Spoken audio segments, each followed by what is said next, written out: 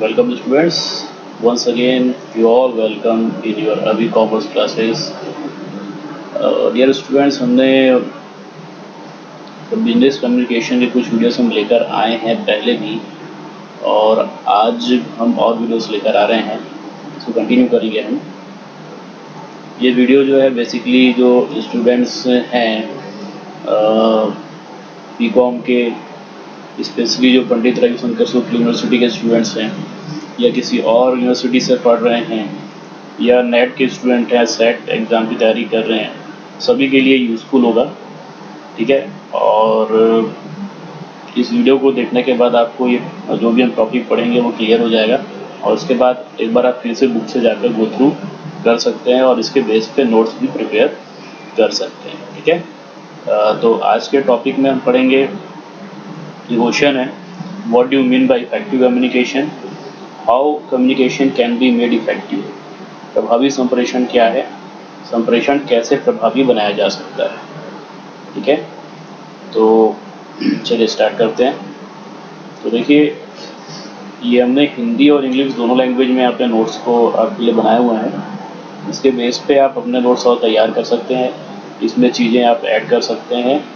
ठीक है, तो देखिए क्या लिखा है।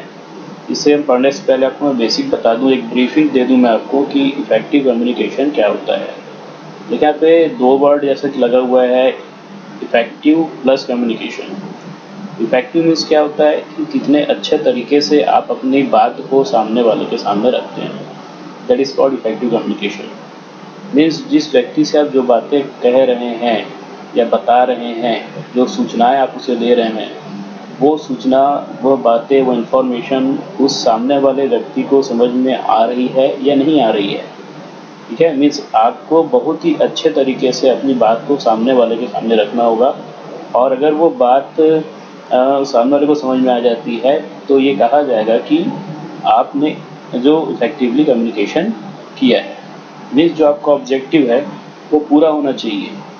जो बात आप कह रहे हो, जो मैसेज आप दे रहे हो, जो इन्फॉर्मेशन आप दे रहे हो, जो आइडिया आप रख रहे हो, अगर वो सेकेंड पार्टी को समझ में आ रहा है, तभी आपने जो कम्युनिकेशन उसे किया है, कम्युनिकेट किया है, वो इफेक्टिव कहलाएगा, और इसी को हम कहते हैं इफेक्टिव कम्युनिकेशन। ठीक, अब ये बातें देखिए हमने यहाँ पे लिखी हुई है इंट्रोडक्शन पार्ट में, इसके बाद रीड कर लेते हैं। In businesses effective communication is crucial to success from top to bottom, among colleagues, from subordinates to superiors, and from the organization to the outside. Several messages are delivered on a daily basis. Because of that, it is important that people communicate all messages properly. Content, languages, remarks, tone of voice, and non-verbal communication are elements that affect the effectiveness of messages. तो यहाँ पे यही बातें लिखी हुई है जो मैंने आपको बताया। बिजनेस के पॉइंट ऑफ व्यू से हम देखेंगे, बिजनेस कम्युनिकेशन सब्जेक्ट है, तो बिजनेस में बहुत से जो स्तर होते हैं, जो लेवल होते हैं, top to bottom, bottom to top, middle level, इन सभी लेवल्स में मैसेजेस, इंफॉर्मेशन जो है वो पास ऑन होते रहते हैं। ठीक है, तो ये बहुत ज़रूरी है कि आप उस मैसेज को, अपनी बात को प्रॉपरली कम्युनिकेट करें, और इस तरीके से आप कम्युनिकेट करें कि सामने वाले की वो बात समझ में आ सके। अगर सामने वाले को बात समझ में नहीं आएगी तो आपकी जो बात आप रख रहे हो उसको रखने का मतलब नहीं होगा। तो अपनी बात को रखने के आप ऐसे लैंग्वेज यूज़ कीजिए, ऐसा टोन वॉइस आपका होना चाहिए, या नॉन वर्बल कम्युनिकेशन फैक्टर को आपको यूज़ करना चाहिए कुछ इस तरीके से कि आपकी बात सामने वाले व्यक्ति को समझ में आए। इसी को हम क्या कहेंगे, इफेक्टिव कम्युनिकेशन। हमने इसे हिंदी में भी लिखा हुआ है। ठीक है, तो देख सकते हैं आप, हिंदी में भी रीड मैं कर देता हूँ आपके लिए। तो शॉर्ट में मैं आपको बता देता हूँ। तो यही बात लिखी हुई है कि व्यवसाय की सफलता तभी होगी जब आप एक प्रभावी संप्रेषण की क्रिया करते हैं। ठीक है, इसमें देखिए प्रत्येक स्तर में क्या होता है, महत्वपूर्ण संदेश, सूचनाएं इत्यादि को क्या करना पड़ता है, आपको प्रेषण करना होता है, देना होता है। भिन्न स्तरों की बात होती है, तो वही top level, bottom level, middle level, ठीक है, इसकी बात होती है। तो आपको एक उचित संचार माध्यम का चयन करना है, और अपनी बात को सरल स्पष्ट तरीके से पहुंचाना है किसी व्यक्ति को या व्यक्तियों के समूह को, ताकि वो बात उसे समझ में आ सके। ठीक है, किसी व्यक्ति या व्यक्तियों के समूह तक प्रभावी तरीके से सरल स्पष्ट बनाकर पहुंचाना ही क्या है, प्रभावी संप्रेषण है। और संप्रेषण को प्रभावी बनाने हेतु ये नितांत आवश्यक है कि संप्रेषण के समस्त घटकों का संप्रेषण में उपयोग हो।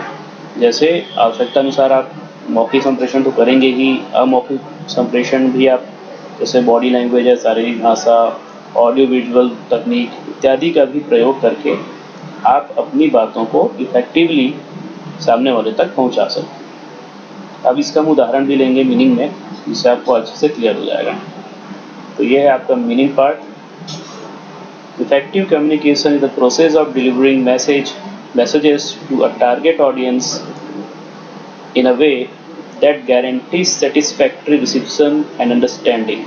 If the communication is effective, both the sender and the receiver will share the same information at the end of the process. ठीक है, देखिए यहाँ यही बात लिखी हुई है कि एक प्रोसेस है जिसमें आप टारगेट ऑडियंस को क्या करते हो, अपनी बातों को रखते हो, और ये आप कोशिश करते हो कि वो बात उनको समझ में आए, सेटिस्फैक्टरी हो। ठीक है, जिससे दोनों party, suppose A and B दो लोग हैं, ठीक है, ए कुछ बात बी से कहता है बट बी को बात समझ में ही नहीं आएगी, तो कम्युनिकेशन इफेक्टिव नहीं होगा। तो ए को अपनी बात बी के सामने रखने के लिए इस बात का ध्यान रखना पड़ेगा कि वो अपनी बात को एक प्रॉपर मीडियम, एक प्रॉपर चैनल के थ्रू रखे, एक सही लैंग्वेज में रखे।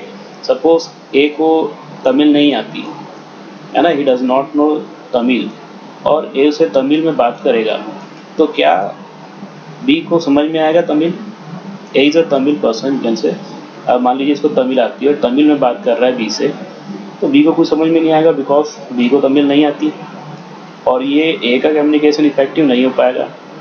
और वहीं अगर हम ये कहें कि बी को हिंदी आती है, ए को भी हिंदी आती है, ए हिंदी में बात कर रहा है बी से, अपनी बात को प्रॉपरली रख रहा है, तो ये सेंडर ए और रिसीवर बी दोनों ही अपनी अपनी बातें फिर रख सकते हैं, क्योंकि दोनों एक कॉमन लैंग्वेज जानते हैं, हिंदी।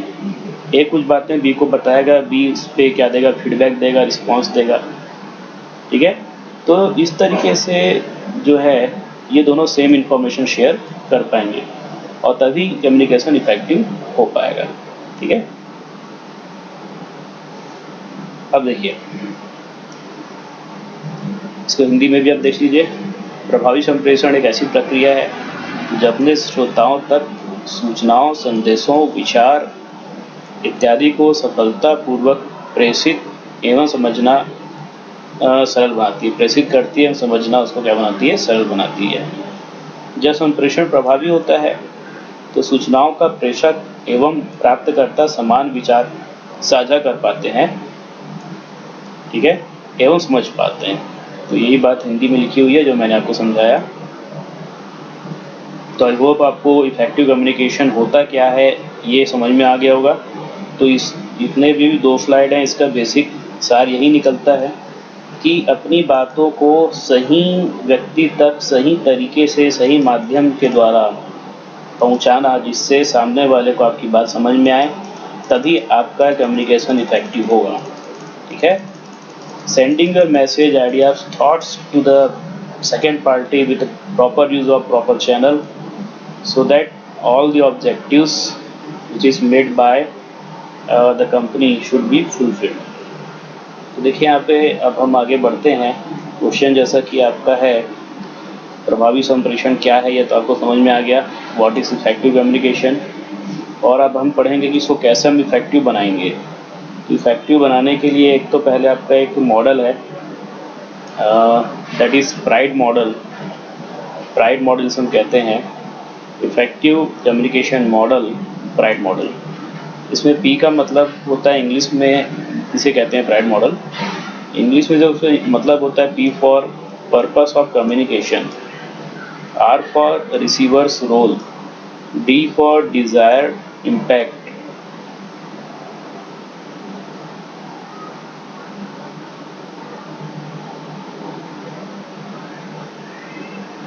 एक्चुअली यहाँ डिज़ायर इम्पैक्ट में से केवल इम्पैक्ट को हमने ले लिया है, आई फॉर, इसे याद करने के लिए।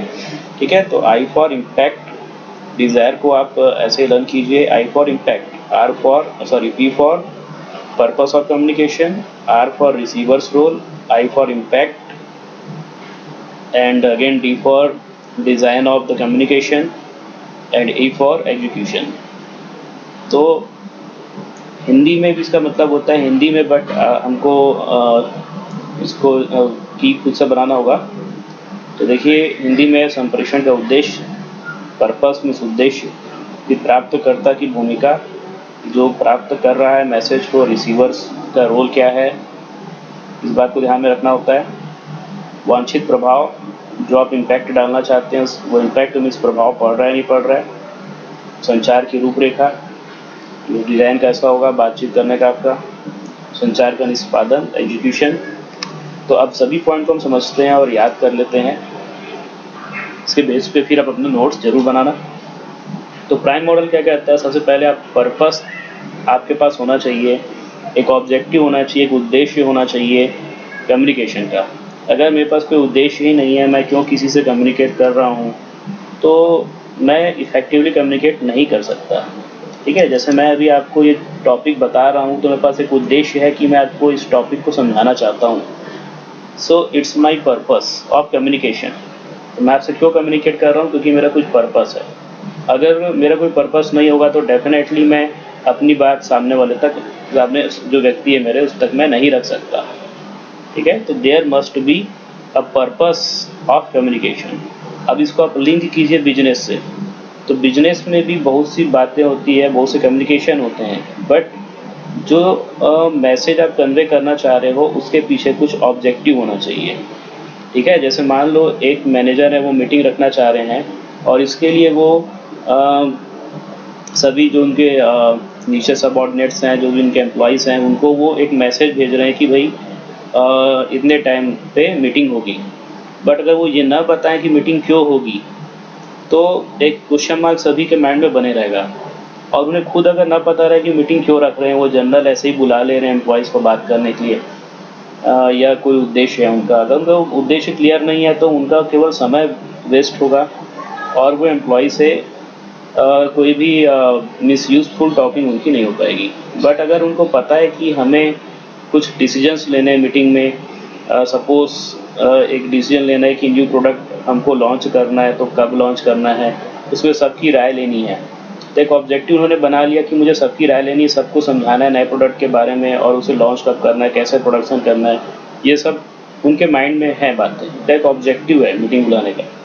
ठीक है, तो वो अच्छे से बात को अपने एम्प्लॉयज़ के सामने रख पाएंगे। तो there must be some purpose of communication. उसके बाद सेकेंड पॉइंट जो है दैट इज़ पी हो गया, राइट में पी हो गया, R for receivers role. Receiver का क्या रोल है, प्राप्तकर्ता की भूमिका। जो मैसेज को प्राप्त कर रहा है उसकी क्या भूमिका होगी कि वो मैसेज को प्रॉपरली सुने। ठीक है, एक ऑडियंस के लिए क्या है कि वो एक अच्छा लिसनर उसे होना चाहिए, और ये भूमिका केवल उसकी नहीं, एक कम्युनिकेटर को भी पता होना चाहिए कि जिस रिसीवर से वो बात जो कर रहा है, जैसे जो मैनेजर एम्प्लॉइज से बात कर रहे हैं, तो एम्प्लॉइज़ की क्या भूमिका रहेगी, मीन्स वो जो टारगेट बना रहे हैं मैनेजर, उसके लिए क्या रोल जो है एम्प्लॉइज़ को प्ले करना है, और उनको क्या बातें समझानी है, उनके भूमिका के अकॉर्डिंग, उनके रोल के अकॉर्डिंग वो बात को उन तक रखा जाए। ठीक है, इस बात को हमको ध्यान रखना है। अब जैसे मैं आपको बता रहा हूँ तो मुझे पता है आपका रोल क्या है। आपका रोल है कि इसके बाद आप इस चैप्टर को और अच्छे से स्टडी करेंगे, तो उसके अकॉर्डिंग मैं आपको क्या कर रहा हूँ, कम्युनिकेट कर रहा हूँ। आपका रोल भी मुझे पता है, रिसीवर का रोल क्या है, और मुझे अपना रोल भी पता है। ठीक, इसके अलावा जो थर्ड पॉइंट है दैट इज़ डिज़ायर इम्पैक्ट। इसे डी से हम इंडिकेट ना करके आई से ही करते हैं। ठीक है, क्योंकि हम प्राइड यहाँ पे बनाए हैं, तो आई फॉर इम्पैक्ट, डिज़ायर इम्पैक्ट। तो हमारा कम्युनिकेशन तभी इफेक्टिव होगा जब हमें पता रहेगा कि इसे इम्पैक्ट क्या पड़ेगा हमारे बात करने का, हम जो बात सामने वाले रख रहे हैं उस पर हमारा इच्छा क्या है, हम क्या चाहते हैं, क्या उसका इम्पैक्ट पड़े। ठीक है, हमें ये पता होना चाहिए। अगर मैनेजर को पता है कि जो रिस्पॉन्स है एम्प्लॉयज़ के पॉजिटिव आने चाहिए, तो वो उस वे में बातों को रख पाएंगे। ठीक है, उसका इम्पैक्ट क्या पड़ेगा ये पता होना चाहिए। देन संचार की रूपरेखा, design of the communication, D for design of the communication. अब ये सब चीज़ें आपको पता है तो आप डिज़ाइन बना लीजिए कि किस तरीके से आप अपनी बात को प्रेजेंट करेंगे। पहले किस बात को रखा जाएगा, फिर किस बात को, स्टेप बाय स्टेप कौन सी बातों को रखा जाएगा, तो ये कहलाती है design of the communication. Then finally आप क्या करो, एग्जीक्यूट कर लो, एग्जीक्यूशन स्टेप आपका आ जाएगा। उसके बाद फिर आप कम्युनिकेशन जो है वो करोगे, संचार को निष्पादित करोगे, है ना। तो कोई भी बात बोलने से पहले ये 4 बातों को आपको ध्यान रखना पड़ेगा।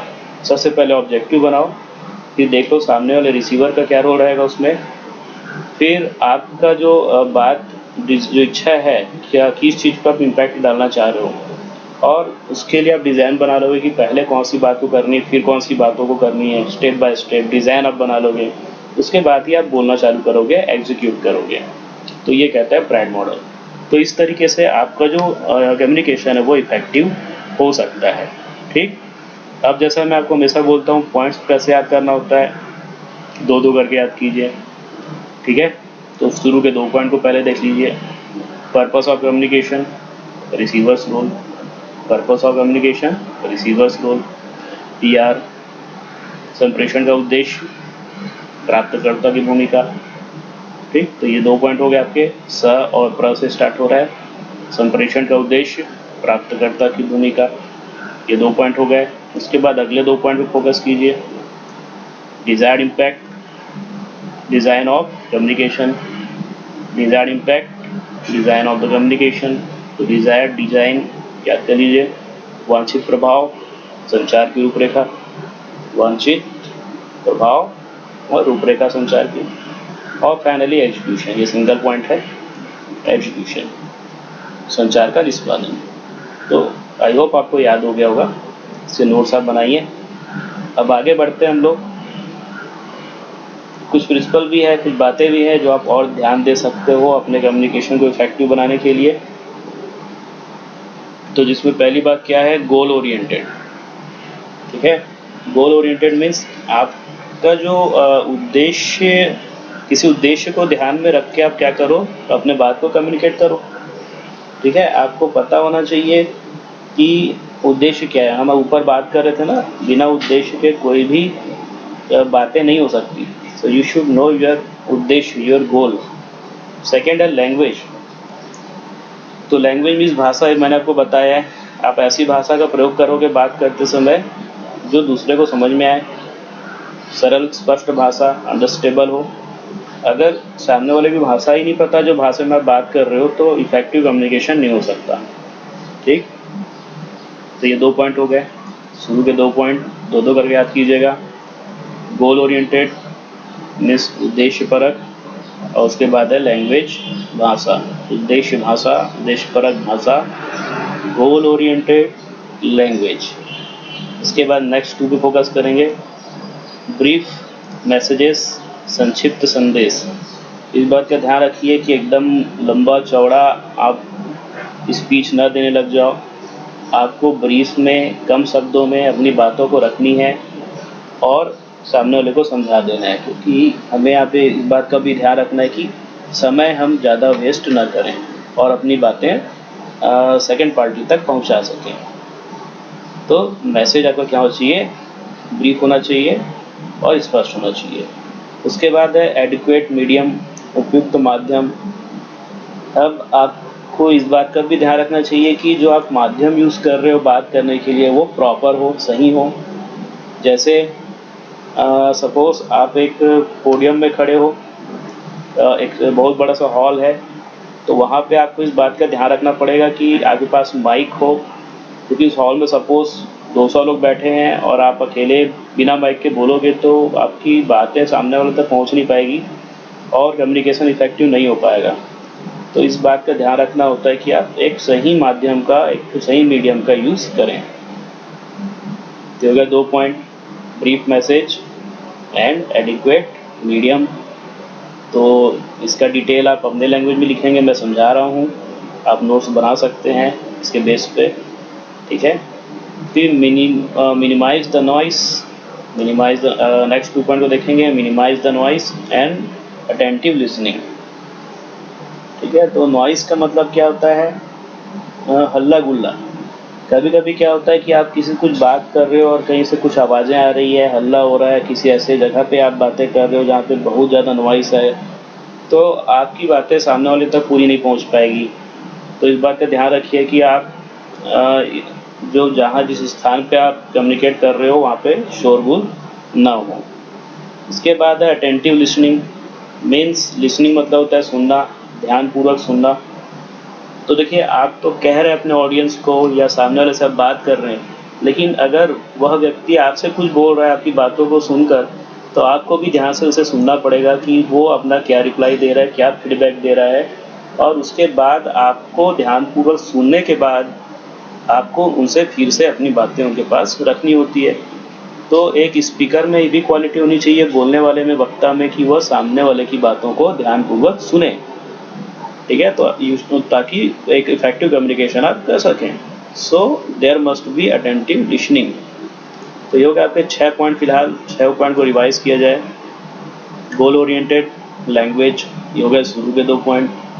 उद्देश्यपरक भाषा, हमेशा 2-2 पॉइंट करके याद करें आप, तो आपको ज़्यादा अच्छे से याद रहेगा। Brief message, adequate medium, message और मीडियम वाले पॉइंट याद रखिए आप, ये 2 पॉइंट हो गए। संक्षिप्त संदेश, उपयुक्त माध्यम, संदेश माध्यम, संक्षिप्त संदेश, उपयुक्त माध्यम। फिर मिनिमाइज द नॉइस, शोर कम करना। अटेंटिव लिसनिंग, ध्यानपूर्वक सुनना। शोर कम करना, ध्यानपूर्वक सुनना। ये हो गया 2 पॉइंट आपके। उसके बाद नेक्स्ट 2 पॉइंट है control over the body signals and consideration, शारीरिक संकेतों पर नियंत्रण एंड वैचारिक लक्ष्य।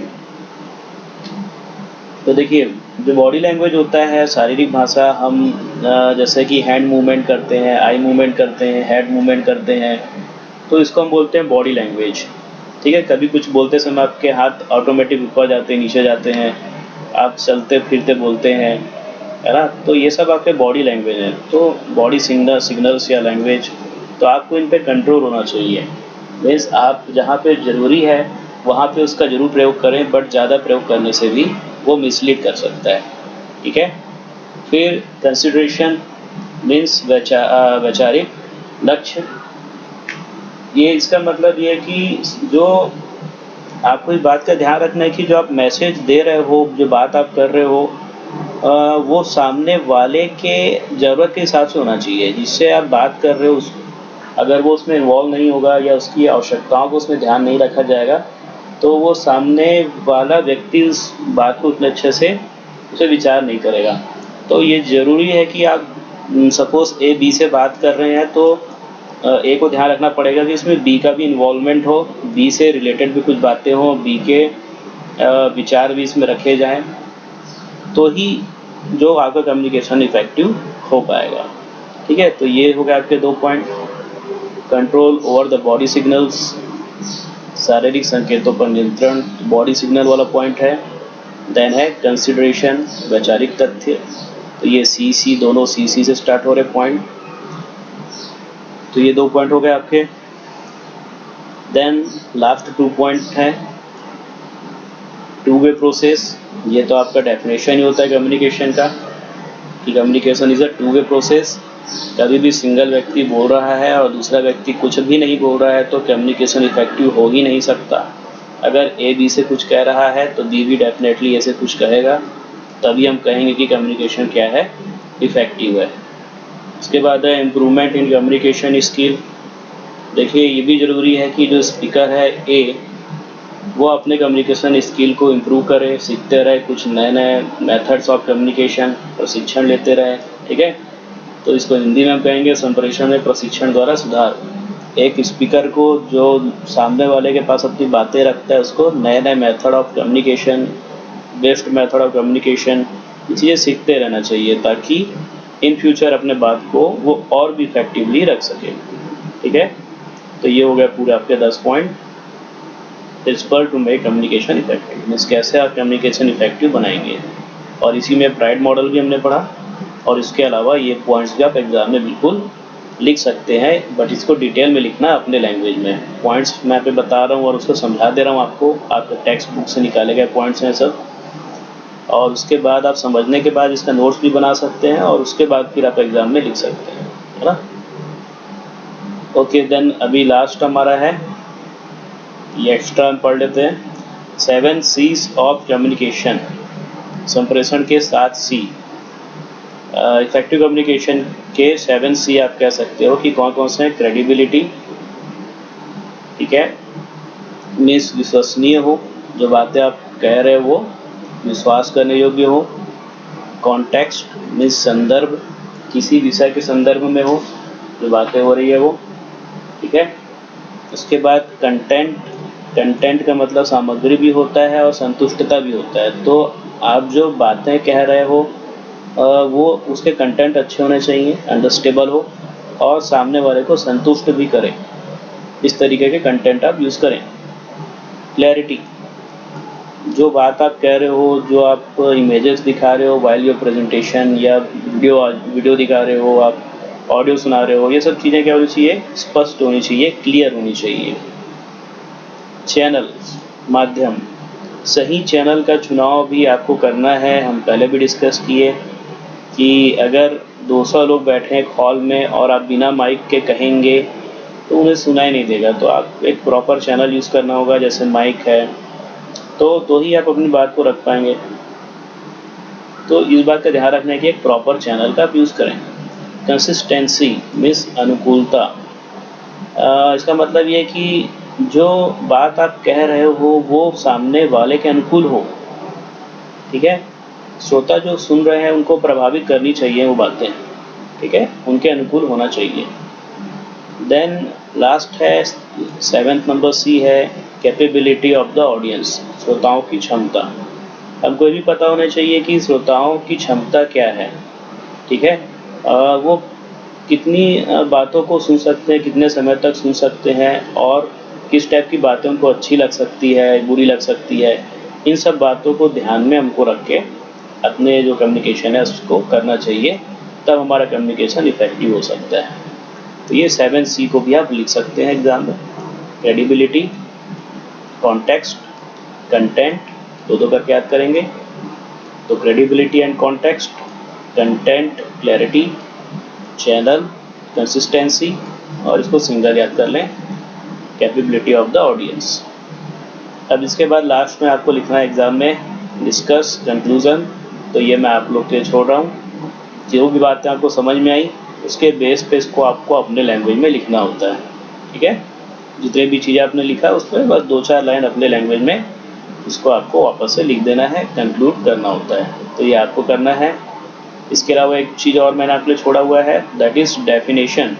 मीनिंग के बाद डेफिनेशन जो प्रोफेसर्स की होती है, तो आपको बुक से देखकर उसको एज इट इज़ याद करना होता है, ठीक है। तो उसको आपको याद करना है, ठीक है।